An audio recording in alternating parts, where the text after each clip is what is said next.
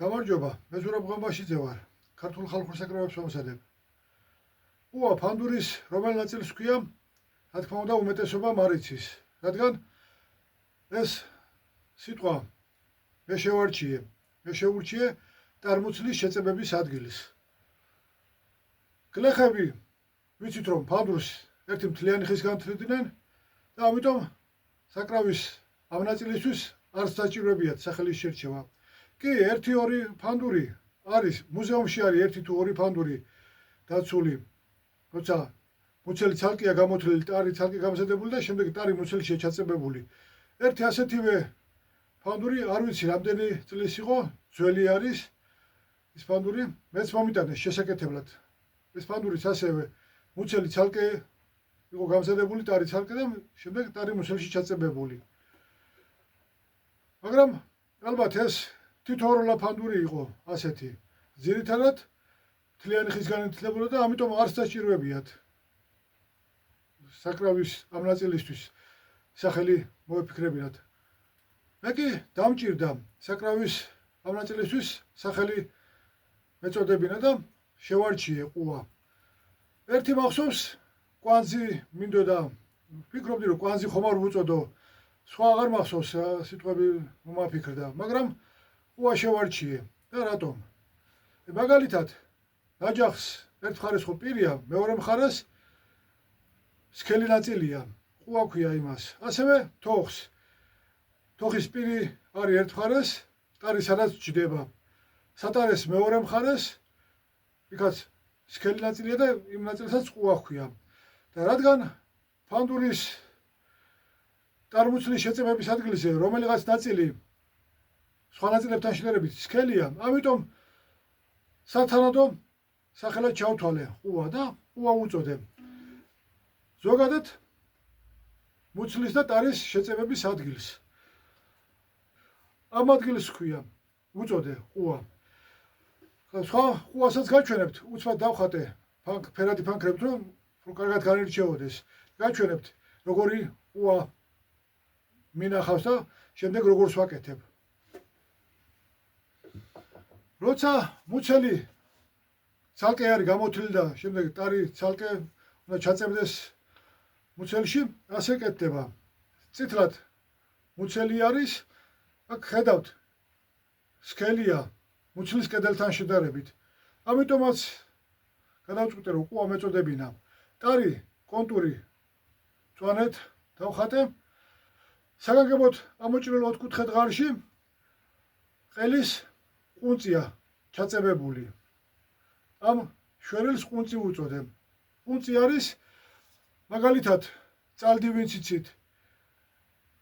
ტარში წაწვეტებული ნაწილი რომელიც ჯდება, ან ქლიბი, ჭოპოსანი თუ გინახავთ, წაწვეტებული ნაწილი რომელიც ტარში უნდა ჩასვათ. ყუნწი ამ ნაწილს ქვია. მეც ამიტომ უწოდე ყუნწი, რომ ძირითად სხეულთან შედარებით, ასე ვთქვათ, ტარი რომ გაჩვენოთ ისევ. ტარი სქელია და ყუნწი უფრო ვიწრო. ტარი ყელის ძირითად სხეულთან შედარებით ვიწრო არის. ჩემი პირველი ფანდური თბილისში ივანიძის ქუჩაზე იყო გაკეთებული და ისინი ასეთ ყუას აკეთებდნენ. წითლად არის ამ ნაწილს მორგვი უწოდე. ცალკე კეთდებოდა ურემი, ვისაც გინახავთ ბორბალი, ხომ იცით, ეგ მორგვი არის, მსხვილი ნაწილი, რომელშიც ღერძი ეყრება და აქეთ-იქით ვეღარ გავიხსენე, ქვია ეს ღერი რო გადის, რაზეც უკვე ეს ბორბლის მგვალი ნაწილი იმაგრდება. ასეთივე რამ წარმომიდგა, როცა უფრო სწორედ მორგვი ჯერ უწოდე, მუცლის ბოლოში მithქვამს, რომ თხელი ნაწილია. შიგნით არის, ახლა არ ჩანს. რაზეც ფიცრები წერდება, მუცლის ფიცრები, რომ კარგად შეიკრას. ბოლოდან ხუფი ფარავს, რომ ისიც მithქვამს და ახლაც გამიმეორებ, რომ არ არის ისეთი ლამაზეს მუცლის ზოლები რომ იყვება და შიგნით მორგვი ჩანს. ამიტომ ეს ხუფი ფარავს და უფრო ლამაზი არის ასე. და რადგან ეს ყუაც მსგავსია, ცალკე მზადდება ეს ნაწილი. შემდეგ ალბათ ისინი ცალკე მუცელს აწყობდნენ, გინა ფანდური იყოს, გინა ჩონგური იყოს და შემდეგ ჩასვავდნენ ხოლმე ამოჭრიდნენ ასევე ამ მორგვში ოთხკუთხედ ღარს და ჩასვავდნენ ტარს, შიგნი აწებებდნენ, ასევე ყუნწით.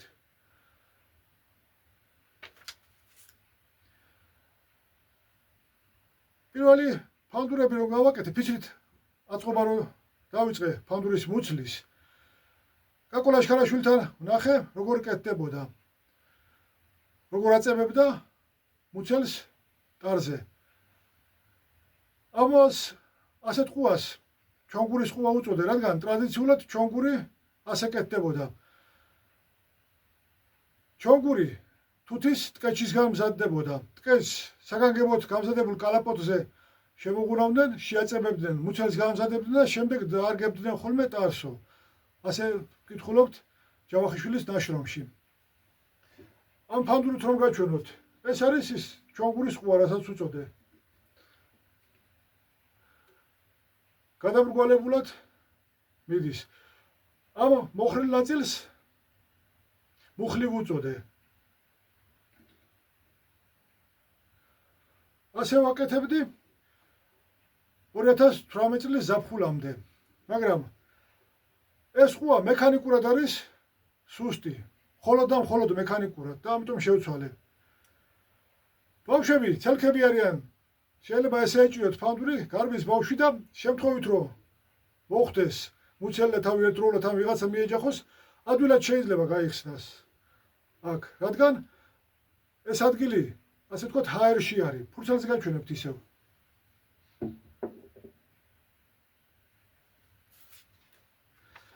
აქ ხედავთ წითლად ფიცარია დახატული და ხედავთ რომ ეს მუხლი არაფერს ეწებდება. ამიტომ არის სუსტი მექანიკურად ასეთი ყუა. თუმცა ერთ ფანდურზე, კარგი ფანდური გავაკეთე, ალბათ 2014 წელი იყო, არ მახსოვს ზუსტად. ამ ფანდურის ყუა დაახლოებით 25 მმ არის შიგნით შემოსული. იმ ფანდურს უფრო მეტი ღრმად შევიდა მუცელში. დაახლოებით ამდენზე იყო შესული, რომ ეს მუხლი მთლიანად დაფარულიყო. რა თქმა უნდა, სატარე ისეთი განიერი არ იყო და ამიტომ გვერდებიდან და ასე რომ გვიჭირავს უკანა მხარეს ვიტყვი. გვერდებიდან და უკნიდან ტარზე სხვა ხედავაწებე, რომ შემდეგ გამომეყვანა.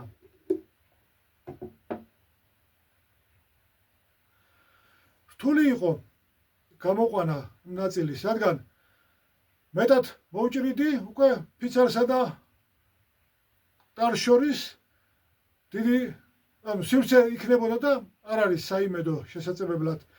ფიცარი ავათალდი ზედმეტად ღრიჩო იქნებოდა ფიცრებს შორის და ამიტომ ნახევარ დღეზე მეტი, სუმცირე ნახევარ დღეზე მეტი მხოლოდ ამ ყუას მორგებას მოუნდი. მაგრამ აუცილებელი იყო კარგი ფანდურს ვაკეთებდი და ყუა მყარი უნდა ყოფილიყო. ამიტომ ვიწვალე ამდენი. ასევე მინახავს ასე რიკი უწოდე. მუცელი წითლად ისევ, ტარი მწვანე კონტური და უბრალო ფაქრით ჩავხატე ესეთი ცილინდრული ჯოხი, ალბათ 20 მმ არის აქეთ იქით ტარში და მუცელში შეხრეტილი. და ეს რიკი ამაგრებს ტარს და მუცელს. რა თქმა უნდა, მუცელსა და ტარს შორის ამ ზოლშიც არის წებო წასმული, მაგრამ ძირითადად მაინც რიკი იჭერს. 2018 წლის ზაფხულში ყუა შევცვალე და როგორ ყუას ვაკეთებ. იმუშავთ რომ გაჩვენოთ. ავიღებ, ხომ გამოვჭერი ყელი თავი, გვერდები გაშალაშინებული აქვს, უკანა მხარესაც ხელით ვაშალაშინებ, რადგან აქეთ იქიდან ამორს მხრები უწოდე, მიწებებული და ქვევიდან კლავი. ესე რა თქმა უნდა გაშალაშინებულია, რომ ყელზეც კარგად მიეწებოს და ერთმანეთსაც რომ კარგად დაწებდეს. შემდეგ ზედმეტი მოვაცალე, მაგრამ ზუსტად უკვე მუცლის ფიცრების მორგებისას ვამუშავებ, რომ ზუსტად დაჯდეს ფიცარი, ღრიჩო არ იყოს, ან იგივე ზედმეტი არ მოვიდეს. და ასე ვაკეთებ უკვე ყუას. ეს უფრო მყარია მექანიკურად, ისევ და ისევ ვიმეორებ, რომ მექანიკურად უფრო მყარი არის. ამ ყუას ერთგვარი უპირატესობა აქვს ჩონგურის ყუასთან შედარებით. რაჩვენებთ. მithქვამს, რომ ეგრეთ წოდებულ სასწავლო ფანდურებს ცოტა უფრო შორს მოსდის მუცლის ფიცარი. და ყელზე უფრო მეტი ხიდი რო დატეულიყო, მოხრილი არის მუცლის ფიცარი, ასე ვთქვათ, ცოტა უკან წამოვიდა ფიცარი და ყელი გრძელდება ამის ხარჯზე. ჩონგურის ყუა როცა აქვს ფანდურს იქ რთულია, რადგან მუხლი არ გვაძლევს ამდენ საშუალებას. ეს როცა პირდაპირ ჯდება ფიცარი, ყელს პირდაპირ ებიჯინება, როგორც მინდა, ისე გადმოვიდა. რა თქმა უნდა, ფიცარი რის საშუალებასაც მაძლევს, მოხრილი როგორც არის. შემიძლია მუცლის ეს მხარე ცოტა დავამოკლო, ყელი დაგრძელდა და ამ ფანდურზე 16 ხიდია. თუმცა, რა თქმა უნდა, ასეთ ყუაზეც შეგვიძლია მეტი ხიდი გავაკეთოთ. ჩუქურთმას ხედავთ. ეს ჩუქურთმა ხიდებიც არის. აღვნიშნე სარმაყოფილიყო ხიდების შემდეგ დავხატე და ისე გამოვჭერი ჩუქურთმა, რომ ლამაზიც იყოს და ხიდიც იყოს. მოგესმენინებთ.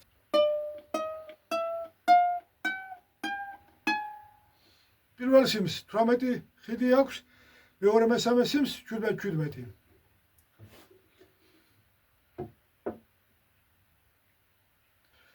რა თქმა უნდა,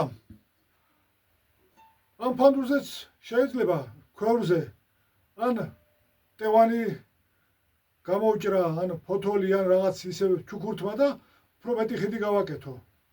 მაგრამ წეგანად გითხარით, რომ ასე უფრო მარტივია ყელი რომ დაგრძელდეს და უფრო მეტი ხიდი დავტიოთ ყელზე. ეხლა ერთი თხოვნა თქვენთან. ამ ყუას გათლილი ფანდურის ყუა უწოდე, რადგან მუცელი ითლება და შიგნით დარიწებდება ყუნწით. ამ ყუასაც ყუნწი აქვს, მაგრამ მორგვი არის. ამიტომ მორგვიანი ყუა უწოდე. ასეთი ყუა წეღანაც გითხარით, ჩონგურის ყუა არის. ამ ყუას უწოდე ყუა რიკით. მაგრამ ამ ყუას ვერ შეურჩიე სახელი. კი, ხრები და მკლავი ქვია. იმ ნაწილებს რასაც ვაწებებ, მაგრამ ხარმკლავიანი ყუა არ არის ისეთი მოხდენილი. ვერაფერი შეურჩიე. სახელდება ხომ? ზუსტად უნდა გადმოსცემდეს საგნის არსს. მაგალითად, მენზურის ნაცვლად მჟღერი რატომ შევარჩიე? მენზურა, იცით რომ სათავედან ჯორაკამდე მანძილს ჰქვია. მაგალითად, კლასიკური გიტარის მენზურა 650 მმ-ია. კირილემ ჩონგურისთვის 640 მმ აიღო მენზურის სიგრძე. მეორე ხმის ფანდურისთვის 480 მმ მენზურის სიგრძე. ანუ მენზურა ამ ნაწილის სიგრძეს ნიშნავს, ასე ვთქვათ. რატომ მენზურა, რატომ უცხო სიტყვა მეთქიდა? აქაც ფიქრობდი რა მეწოდებინა.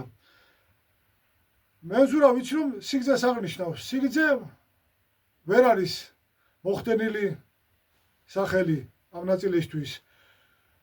ფიქრობდი ხარამ მომაფიქრდა, ხარამ სიტყვა, მაგრამ ვერც ერთი ვერ შეურჩიე. და ერთ-ერთ ასეთ ფიქრებში რა უწოდე და სიმის ეს მონაკვეთი ჟღერს და უცბად გამკრა თავში. ეს ხომ მჟღერი ნაწილია სიმის. სიმს მხოლოდ ეს ნაწილი ხომ არ აქვს?